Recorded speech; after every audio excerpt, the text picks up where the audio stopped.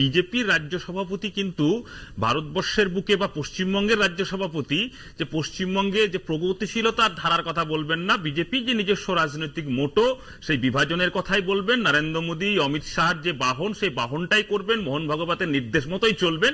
সেই রাজনীতির বিরোধিতা পশ্চিমবঙ্গে যারা বামপন্থী রাজনীতিতে বিশ্বাস করে তারা নিশ্চিতভাবেই করবেন এবং আরো দৃঢ়ভাবে করবেন। অ্যালবার্ট, 2019 থেকে যদি নির্দিষ্টভাবে দেখি, যে সময় থেকে এটা একেবারে প্রামাণ্য একটা তথ্য হয়ে দাঁড়ালো যে বামেদের ভোটের একটা অংশ রামে ট্রান্সফার হলো, যেটা তার আগে অবধি অনেকেই ভাবতে পারেনি। তোমরা তো ভাবতে পারো নি।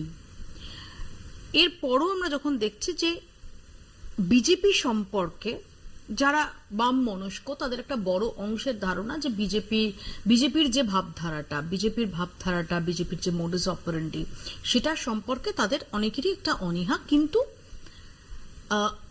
আরবান বামেদের কাছে শ্রমিক ভট্টাচার্যের গ্রহণযোগ্যতা, যেহেতু আমি আবারও বলছি যে তিনি বেলরেড, তিনি বাগ্মী, তার একটা পলিশ রয়েছে, সেই অর্থে তাকে কুকথা সেভাবে বলতে দেখা যায় না।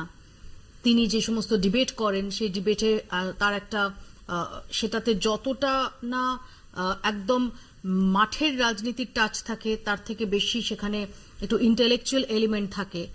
এই বিষয়গুলো কোথাও কি একটা অংশের বাম মনস্ক তাদের ইনফ্লুয়েন্স করতে সাহায্য করবে না? দেখো, প্রথম কথা যে শ্রমিকবাবু বিজেপি রাজ্য সভাপতি ব্যক্তি, শ্রমিকবাবু তার ভাষা, শব্দচয়ন, সেগুলো যদি ভালো লাগার যে নিদর্শন অতীতে দিয়েছেন, সেগুলো ব্যক্তি হিসেবে কারোর ভালো লাগতে পারে, ভালো জিনিসের সুনাম করতেই পারে। কিন্তু একটা জিনিস মনে রাখতে হবে যে বিজেপির রাজ্য সভাপতি কিন্তু ভারতবর্ষের বুকে বা পশ্চিমবঙ্গের রাজ্য সভাপতি যে পশ্চিমবঙ্গে যে প্রগতিশীলতার ধারার কথা বলবেন না, বিজেপি যে নিজস্ব রাজনৈতিক মোটো সেই বিভাজনের কথাই বলবেন, নরেন্দ্র মোদী অমিত শাহর যে বাহন সেই বাহনটাই করবেন, মোহন ভাগবতের নির্দেশ মতোই চলবেন। সেই রাজনীতির বিরোধিতা পশ্চিমবঙ্গে যারা বামপন্থী রাজনীতিতে বিশ্বাস করে তারা নিশ্চিতভাবেই করবেন এবং আরো দৃঢ়ভাবে করবেন। এক। দুই নাম্বার হচ্ছে, আপনি যে কথাটা বলছিলেন যে বামের ভোট রামে যাওয়া, এই জায়গাটা হচ্ছে অতিরিক্ত সরলীকরণ কথাবার্তা। কারণ ধরো 2011 সালে পশ্চিমবঙ্গে বামপন্থীদের সরকারটা চলে গেছে। 2011 সালের আগে বহু মানুষ যারা বামপন্থীদেরকে ভোট দিত, বামপন্থীদেরকে সমর্থন করত, সেই মানুষগুলোর একটা অংশ তৃণমূলকে ভোট দিয়েছে বলে, আমি শেষ করছি, তৃণমূলকে ভোট দিয়েছে বলেই তারা তৃণমূল কংগ্রেস পশ্চিমবঙ্গে ক্ষমতায় এসছে। এবং পরবর্তীকালে যারা তৃণমূল কংগ্রেসের বিরুদ্ধে পশ্চিমবঙ্গে বামপন্থীদেরকে ভোট দিয়েছে, বিরোধী শক্তি হিসেবে ছিল, তাদের একটা অংশে মানুষ যারা বামপন্থীদের উপরে আস্থা না রাখতে পেরে বিজেপিকে ভোট দিয়েছে।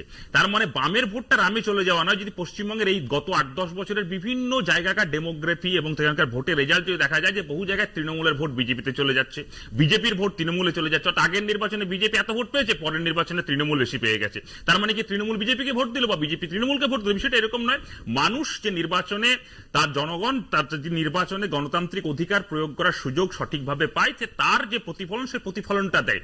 যে কথাটা আমরা বলে শেষ করব, দুর্ভাগ্য এখানে এটাই যে আজকের দিনে ভারতবর্ষের যে রাজনৈতিক শক্তিগুলোর মূলত একদিকে হচ্ছে দিল্লিতে বসে থাকা বিজেপি আর আমাদের রাজ্যের তৃণমূল কংগ্রেস। তৃণমূল কংগ্রেস যেমন যে শব্দ চয়ন করছেন, তৃণমূল কংগ্রেসের সাধারণ সম্পাদক অভিষেক বাবু বলেছেন যে বিজেপি 50-এর নিচে চলে আসবে, এটা তৃণমূল কংগ্রেসের বক্তব্য। একই জিনিস দেখি নরেন্দ্র মোদীকে পার্লামেন্টে দাঁড়িয়ে বলতে 400 পার করে ফেলবো। এই যে জনগণের উপরে আস্থা না রেখে, জনগণের উপরে যে আধিপত্যবাদ চাপিয়ে দিয়ে যে আমি যেটা বলবো সেটাই ঠিক, 400 পার হয়ে যাবে, ওরা শূন্য হবে, এরা 200 পার হয়ে যাবে, এই যে ট্র্যাডিশন, এই যে আউটলুক, এটা হচ্ছে অধ্যত্বের বহিঃপ্রকাশ। সে অধ্যত্ব অভিষেক বাবুরও হতে পারে, সে অধ্যত্ব নরেন্দ্র মোদীরও হতে পারে।